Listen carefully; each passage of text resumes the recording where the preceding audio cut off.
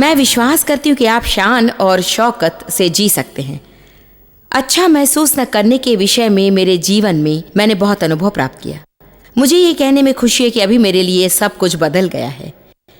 कई वर्ष पूर्व मैं हर समय बुरा महसूस करती थी, और आप जानते होंगे कि बुरा महसूस करने पर अच्छे नहीं दिखते, क्योंकि आप थके हुए और सामान्य तौर पर हम सनके हुए नजर आते हैं। कई सालों तक मैं अपनी कमजोरियों को जानने के लिए डॉक्टर के पास दौड़ती रही, अलग अलग दवाएं खाती रही, कोई फायदा नहीं हुआ, और कुछ दवाओं से मेरी हालत और भी बिगड़ गई।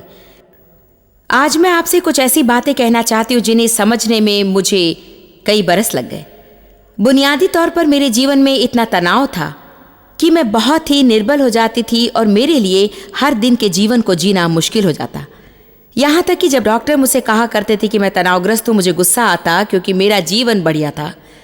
अच्छा पति था, प्यारे बच्चे थे, शानदार नौकरी, और सचमुच मैंने सोचा कि भलाई से तनाव क्यों कहते हैं, मैं तनावग्रस्त नहीं हूँ। मैं समझती थी कि दैनिक जीवन को संभालने की क्षमता न रखना ही तनाव है, और मैं सोचती कि शायद मुझे किसी प्रकार की मानसिक समस्या या कुछ और है।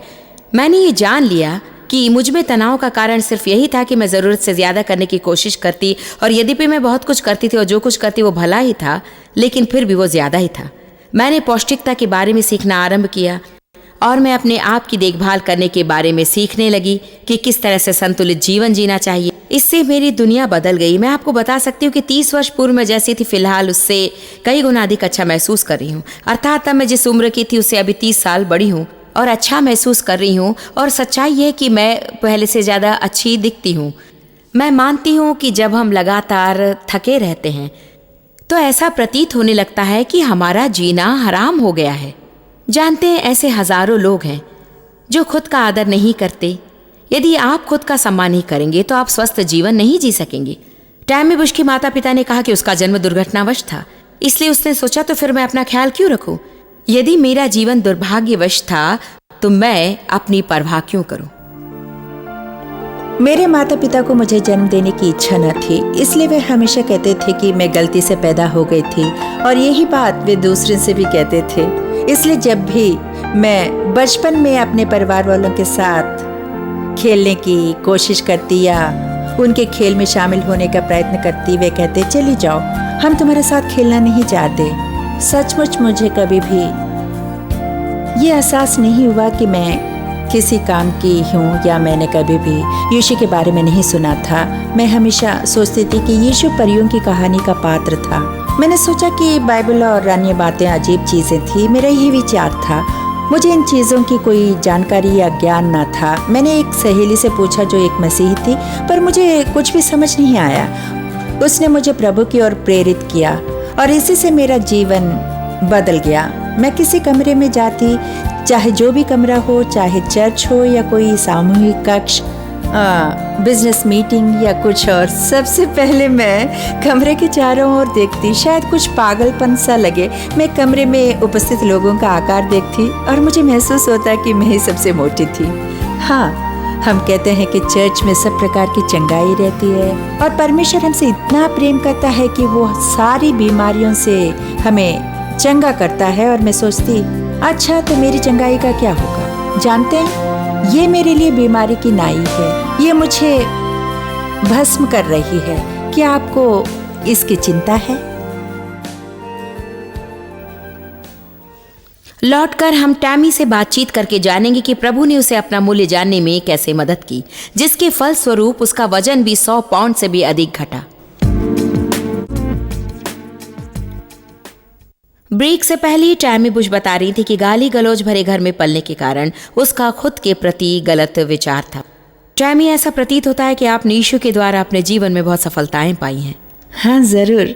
मुझे कभी ये महसूस नहीं हुआ कि प्रभु मुझसे इतना प्यार करता है कि उसे मेरा वजन घटाने की चिंता है या ऐसी कोई भी चिंता है। तो चर्च में सभी प्रार्थनाओं में भाग लेकर लोगों को हर प्रकार की चंगाई के लिए प्रार्थना करता देखकर मुझे लगा, क्या मोटापे की उसे चिंता है? क्या उसे मेरे सेहत की चिंता है? मुझे नहीं लगा कि मेरे स्वास्थ्य की चिंता नहीं करता, पर मुझे लगा क्या उसे इतनी चिंता है मेरा वजन कम करे। हर बार जब जरा सा वजन कम होता तो मुझे खुशी होती और फिर से वजन बढ़ जाता। हाँ। मैं अपने आप को लायक समझने की जिम्मेदारी नहीं लेना चाहती थी, क्योंकि किसी लायक नहीं समझती। इसलिए अब इसकी प्रतिक्रिया करने की जिम्मेदारी अंत है। में आप सफल कैसे हुई? अंत में ऐसा क्या हुआ जिससे आप सही रास्ते पर आ सकी? मुझे यह प्रकाशन मिला कि उसे मेरी चिंता है और मैं स्वस्थ भोजन खाने लगी। ऐसा था कि एक दिन मैंने आरंभ किया और फिर कभी नहीं रुकी। ऐसा लगा मुझे प्रभु मेरे अंदर और बाहर कार्य करने लगा था। एक बात सचमुच मेरे लिए बहुत रोचक थी, ये कि एक बार मेरा वजन घटने लगा और प्रभु ने प्रशंसाओं को स्वीकार करने की पक्वता भी दी। अब इतना रूपांतर हो गया कि लोग कहते हैं तुम अच्छी दिखती हो, और मैं उसे स्वीकार कर पाती हूँ। ये इसलिए कि अब आप समझ गई हैं कि आपका भी कोई मूल्य है। मेरे ख्याल से जब हमें लगता है कि हमारा कोई मूल्य नहीं, तब चाहे कोई भी हमारी प्रशंसा करे, हम उसे स्वीकार नहीं करते क्योंकि हम उससे सहमत नहीं होते। मैं बहुत कृतज्ञ हूँ कि प्रभु ने मुझे सिखाया कि संयमित भोजन करना एक जीवन शैली है, वो कोई पथ्य नहीं। जो नई पुस्तक मैंने लिखी है, लुक ग्रेट फील ग्रेट, वास्तव में एक पथ्य नियमावली नहीं बल्कि एक जीवन शैली है। वो कोई सन की आहार नहीं कि एकाएक आपका वजन घट जाए ताकि आप मनचाहा सब कुछ खा सकें और फिर मोटे हो जाए। परंतु जब मैं सचमुच प्रार्थना और मनन करने लगी कि प्रभु क्यों इतने सारे लोग अपना ख्याल नहीं रखते हैं, अर्थात अपने बालों की देखभाल से लेकर अपनी त्वचा और नाखून वगैरह वगैरह वगैरह का, ये सब हमारे वजन से ताल्लुक नहीं रखता। सिर्फ यही कि लोग खुद की देखभाल नहीं करते हैं। सचमुच प्रभु मुझे बताने लगा कि इसका भी ताल्लुक है। केवल यही एक कारण नहीं, बल्कि लोग खुद के बारे में जो विचार रखते हैं और जैसा खाते हैं, उनका आपसी संबंध रहता है।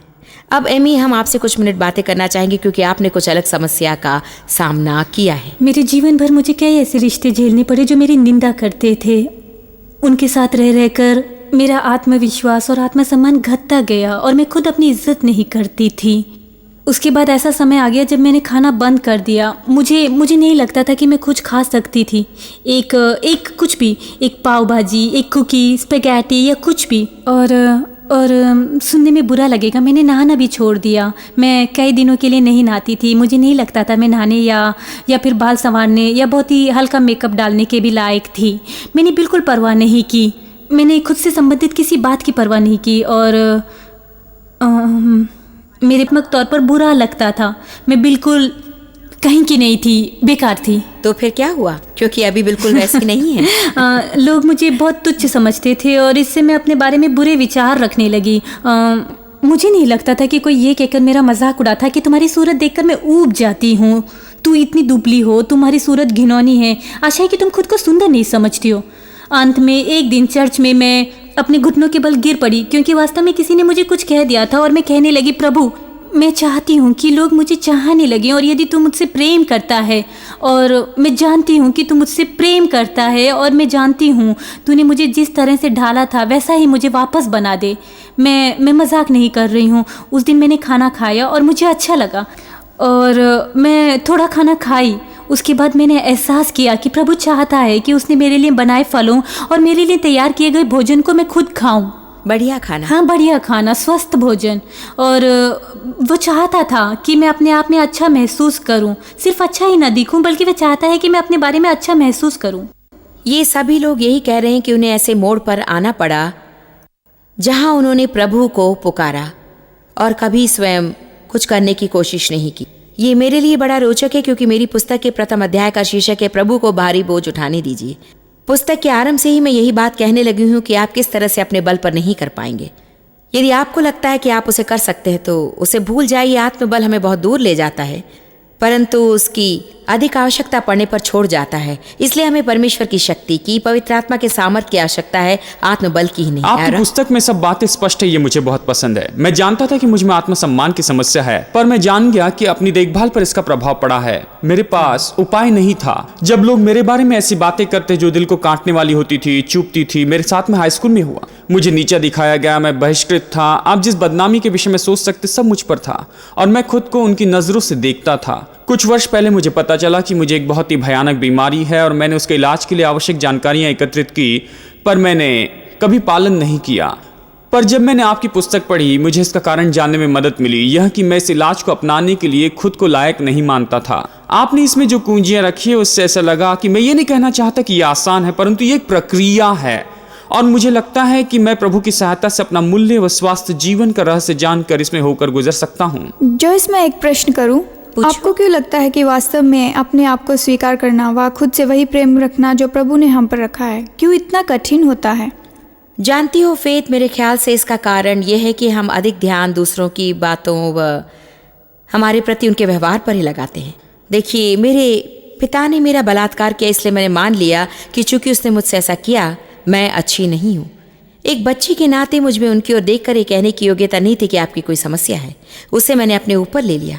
जीवन में सदा कोई न कोई ऐसा रहेगा जिसके जरिए शैतान हमसे बात कहेगा कि हम में कोई खराबी है, कि तुम ये नहीं, तुम वो नहीं। वे अध्यापक भी हो सकते हैं, शायद स्कूल में बच्चों के द्वारा आप पर बड़ा प्रभाव हो सकता है, शायद आपके माता पिता हो सकते हैं, या भाई बहन, या फिर कभी कभी हम स्वयं भी। और कुछ लोग इतने सिद्धवादी होते हैं कि वे लगातार खुद की तुलना दूसरों से करते हैं। मेरे लिए सबसे सहायक बात थी परमेश्वर के वचन पर किसी दूसरे की बातों से बढ़कर अधिक विश्वास रखना। मेरे ख्याल से ये बहुत ही प्रधान बात है, क्योंकि मैं ऐसे किसी को नहीं जानती जिसने किसी न किसी हद तक इस विषय से नहीं निपटता हो। क्योंकि चाहे हम गाली गलौज भरे परिवार से हों या ना हो, हम अपनी तुलना दूसरों से करते हैं। हम सुपर मॉडल्स को ऐसे किसी को देखते हैं जिनकी बराबरी करना असंभव होता है। शैतान उन दरारों से हमारे अंदर प्रवेश करके हमें वहाँ नहीं पहुँचने देता जहाँ प्रभु हमें ले जाना चाहता है। शायद सबके साथ ऐसा ही होता है। जानती हैं जिंजर, जब आप सुपर मॉडल के साथ तुलना करने की बात कह रही थी, मैं सोच रही थी रोमियो 12:2 कितना महत्वपूर्ण है। कहा गया है कि इस संसार के सदृश्य ना बनो, हाँ, परंतु तुम्हारी बुद्धि के नए हो हाँ। जाने से तुम्हारा चाल चलन भी बदलता जाए। हमें संसार की पद्धति से पृथक होकर सोचना सीखना चाहिए। हाँ। तो मुख्य बात यह है कि हम दूसरों के साथ अपनी तुलना करके जी नहीं सकते हैं। हमें वही व्यक्ति बने रहना है जैसा प्रभु ने हमें बनाया है। और एक बार यदि हम जान लें कि हम ठीक हैं, हम प्रभु की इच्छा के अनुकूल हैं और प्रभु हमें स्वीकार करता है, तो फिर हम इस निष्कर्ष पर पहुंच सकते हैं कि लोगों की सोच से हम प्रभावित नहीं होंगे। ये ढाढ़स देने वाली बात है, क्योंकि हम में से अधिकतर दूसरों के साथ अपनी तुलना करके असंयमित हो जाते हैं। मैं हमेशा सोचा करती थी कि मैं अजीब हूँ, पर प्रभु ने कहा कि नहीं, तुम विशिष्ट हो। हाँ, बिल्कुल। विशिष्ट वस्तुओं का मूल्य अधिक होता है, जबकि अजीब वस्तु का कम होता है। इसीलिए मैं परमेश्वर के वचन के लिए कृतज्ञ हूँ। मैं नहीं जानती कि यीशु को जाने बिना और उसके वचनों पर विश्वास रखे बिना कोई किसी समस्या का समाधान कैसे कर सकता है और आनंद और शांति कैसे पा आपने बहुत अच्छी बात कही है कि जब आप खुद को अजीब समझती थी, आपने जान लिया कि आप विशेष है। हाई स्कूल में मेरे साथ में भी ऐसा ही हुआ। मैं खुद को अजीब मानने के लिए मजबूर किया गया। एक बात जो आपने अपनी पुस्तक में लिखी, मुझे अच्छा लगा कि प्रभु के लिए आप मूल्यवान हैं। मुझे लगता है कि मेरा अलगपन का भी मूल्य है, मैं विशेष हूँ। आप अजीब बहुत बहुत धन्यवाद। हम आपकी विशिष्टता का फायदा उठा रहे हैं। देखिए, मेरे ख्याल से अपने ही शब्दों से खुद की पुष्टि करना लोगों के लिए बहुत महत्वपूर्ण है। एक बात जो प्रभु ने मुझे सिखाई वो ये कि मैं उसके वचनों को प्रथम पुरुष में बदल कर कहूँ, और मैं अभी भी ऐसा ही करती हूँ। मैं कहती हूँ मैं मूल्यवान हूँ, मसीह के लहू द्वारा मैं धर्मी ठहराई गई हूँ, मेरा उज्जवल भविष्य है, मैं होनहार हूँ, मैं रचनात्मक हूँ, मैं विशिष्ट हूँ, मुझे दूसरों से अपनी तुलना करने की आवश्यकता नहीं है। देखिए, एक बात हम सब करते हैं, देखिए, लोगों को उपदेश देना मेरे लिए अच्छा है, परंतु यदि वे खुद अपने लिए प्रचार करने लगे, हाँ, बिल्कुल, हाँ, सही, तो वे मेरी बातों से बढ़कर जो स्वयं कहते हैं उस पर अधिक विश्वास करेंगे। इसीलिए मुझे लगता है कि अनेक लोग सचमुच अपने जीवन में महान परिवर्तन देखेंगे जब वे अपनी सोच को पूरी तरह से बदल कर नए ढंग से अपने हृदय में सोचने लगेंगे कि मैं मूल्यवान हूँ और इसलिए मुझे अपनी देखभाल करनी होगी। परमेश्वर ने बड़ी कीमत चुकाई है हमारे लिए।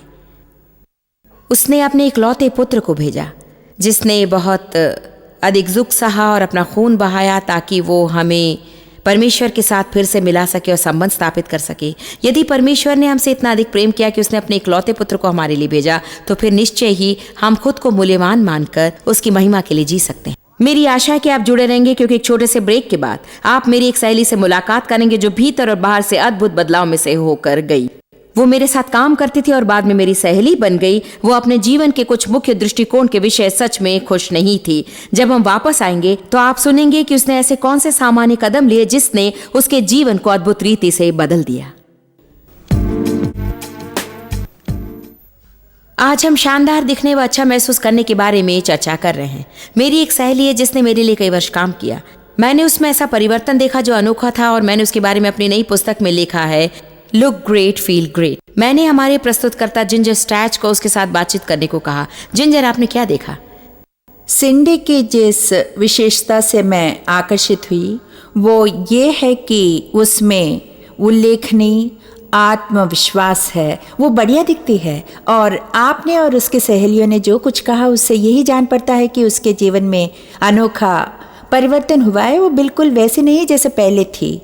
सिंडी के बारे में एक विशिष्ट सच्चाई ये है कि समर्पण करने का फैसला व मित्रों का बेशर्त प्रेम ही परिवर्तन का कारण है। सिंडी, ऐसा समय था जब आप खुद के बारे में बिल्कुल ही अलग विचार रखा करते थे। क्या ये कहना उचित होगा कि आपने अपने या परमेश्वर के प्रेम मूल्य को वास्तव में नहीं समझा? मुझे कभी ऐसा महसूस नहीं हुआ कि वास्तव में मैं कुछ बढ़िया पाने के लायक थी, या मैंने कभी नहीं सोचा था कि अभी मेरे पास जो कुछ है उसके मैं काबिल हूँ, या मुझे लगा कि मुझसे भी बढ़कर वह किसी और से अधिक प्रेम करता है, मुझसे भी बढ़कर। कब से आपको लगने लगा मुझे परिवर्तन की ज़रूरत है? ये विचार तब आया जब मैं जॉयस के लिए काम करती थी। मुझ में परिवर्तन तब हुआ जब मैं दफ्तर के अंदर जाते ही कोई गलती हो जाती और मैं खुद के बारे में कुछ कहती, अपने बारे में कोई नकारात्मक शब्द, तो वो मुझे बिल्कुल मेरे बारे में कुछ भी नकारात्मक नहीं कहने देती। जब भी मैं कोई नकारात्मक शब्द कहती तो वो मुझे तुरंत टोक देती। मुझे एहसास दिलाया जाने लगा कि मैं विशेषित व खास थी और मैं वहाँ केवल उनकी सेवक नहीं थी। जॉयस ने भी मुझे एक दिन उनके पास बुलाया और कहा, जानती हो सिंडी, जानती हो इससे कोई फ़र्क नहीं पड़ता। परमेश्वर की नज़रों में हर कोई बराबर है। इसकी परवाह नहीं कि मैं क्या करती हूँ, तुम क्या करती हो। हम यहाँ हैं और हम प्रभु के लिए जो करना है वही हम कर रहे हैं। वो जितना मुझे प्रेम रखता है उतना ही तुमसे भी। तब से आपने अपनी देखभाल करने के विषय में अपना विचार बदल दिया। आपका वजन घटने लगा, आपका बाह्य रूप आकार बदलने लगा और साथ ही साथ आपका आंतरिक रूपांतर भी होने लगा। मैंने देखा कि मेरे पकवानों और उनके पकवानों में क्या फ़र्क था, और ये भी कि वे क्या खाते थे जिससे उनका वजन स्थायी रहता था। देखा होगा उनका वजन स्थायी है। और मेरे अंदर अनंत एक उपाय सूझा और मैंने कहा, जानते हो क्या, मैं भी ऐसे रह सकती हूँ। और मैंने सोचा आत्मविश्वास के साथ अपने आप से प्रेम रखते हुए आगे बढ़ सकती हूँ। ये कोई निश्चित लोगों के लिए ही नहीं है, प्रभु ने मेरे लिए भी ये रखा है और वह चाहता है कि मैं भरपूर जीवन पाऊँ। एक दिन मैंने कहा, हाँ मैं भी कर पा रही हूँ। और मैं धीरे धीरे कुछ पकवानों को खाना छोड़ने लगी और थोड़ा थोड़ा करके एक साल में मैंने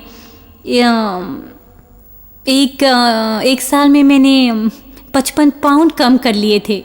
जॉयस ने इनका अनुभव का वर्णन लुक ग्रेट फील ग्रेट नामक पुस्तक में किया है। ज़रा आप भी ऐसा कुछ बताइए जो आपने इस पुस्तक में पढ़ा और आपको लगा, हाँ मैंने ऐसा किया है। लोगों को ये बताना ज़रूरी है। वह आत्मस्वरूप, खुद के बारे में सोचना कि आप अंदर ही अंदर अपने बारे में जो सोचते हैं वही बाहर प्रकट होगा। इस कार्यक्रम को कोई देख रहा है जो बिल्कुल ऐसा ही सोच रहा है, खुद को नालायक समझ रहा है, उसे ऐसा लग रहा है कि दूसरों को देने के लिए उसके पास कुछ भी नहीं है, समय अपने ही लिए बिता रहा है। आप उसे किस तरह प्रोत्साहित करेंगे? प्रभु उनसे उतना ही प्रेम करता है जितना कि वो मुझसे या जॉयस मेयर या डेव मेयर या किसी और से। और जब एक बार वो जान लेते हैं कि वे महत्वपूर्ण हैं, वे परमेश्वर की आंखों की पुतली हैं, मुझसे ये कहते फिरना होगा कि मैं परमेश्वर की पुत्री हूँ, मैं उसकी आंखों की पुतली हूँ, वो मुझसे प्रेम करता है बहुत पहले से ही। और अंत में मुझे लगता है कि जब आप इन शब्दों को अपने मुंह से कहते रहते हैं, वे हमारे हृदय में जड़ फहराने लगते हैं और आप विश्वास करने लगते हैं, और विश्वास करने पर आप नए बन जाते हैं। निश्चय ही प्रभु आपके जीवन में कुछ कर रहा है। हाँ ज़रूर, बहुत बहुत धन्यवाद। वैसा ही करता है। देखिए, सिंडी की सफलता अनोखी है और ये देखकर मैं धन्य हो गई कि एक व्यक्ति दैविक सिद्धांतों को अपनाकर प्रभु में आश्रित रहकर अपना कर्तव्य निभाकर अवश्य बदल सकता है। मैंने जो पुस्तक लिखी है वो सिर्फ शानदार दिखने के विषय पर नहीं है। इसमें यह भी स्पष्ट है कि आप महानता कैसे अनुभव कर सकते हैं। जीवन उतना मज़ेदार नहीं होगा यदि हर दिन आपको बुरा लगे और आप में ताकत की कमी हो। मैं शायद 5,000, 10,000, 2,104 जितने भी लोगों के सामने खड़ी होकर मैं उनसे पूछ सकती हूँ कि आप में से कितनों को ताकत की ज़रूरत है, और हर एक का हाथ उठेगा। मैं पूछ सकती हूँ कि आप में से कितनों को हर समय थकान महसूस होती है, और कितनों को लगता है कि आपको बहुत कुछ करना है। कितने लोग हर समय तनावग्रस्त रहते हैं। जानते हैं, प्रभु नहीं चाहता कि हम ऐसा जीवन बिताएं। यूहन्ना 10:10 कहता है, चोर केवल चोरी करने, हत्या करने और नाश करने आता है, पर यीशु ने कहा मैं आया कि वे जीवन पाएं और उसे बहुतायत से पूरी भरपूरी से पाएं, जब तक कि वो उमड़ ना पड़े। हाल ही में मुझे लगा कि मानो एक दिवसीय 24 घंटे का वायरस मुझ पर आ गया है। अर्थात मैं इतनी थकी हुई थी, और देव मुझसे कहते कि तुम्हें कैसा लग रहा है। मैं कहती मैं बहुत ही थकी हुई हूँ। वो केवल 24 घंटे तक ही था और अगले दिन मैं ठीक हो गई। मैंने सोचा कि आप जानते हैं, मुझे हर समय ऐसा ही लगता था। शायद अभी ऐसे अनेक लोग कार्यक्रम देख रहे हैं जो अच्छा महसूस नहीं करते हैं। उसमें से अधिकांश का कारण आपके प्रति आपके विचार ही होंगे। कभी कभी बुरा महसूस करने पर हम थके से लगते हैं, या अपने जीवन में तनाव महसूस करते हैं। शायद आप लोगों को खुश करने वाले होंगे। आपके लिए ज़रूरी है कि आप परमेश्वर जो कहता है उसे सुने।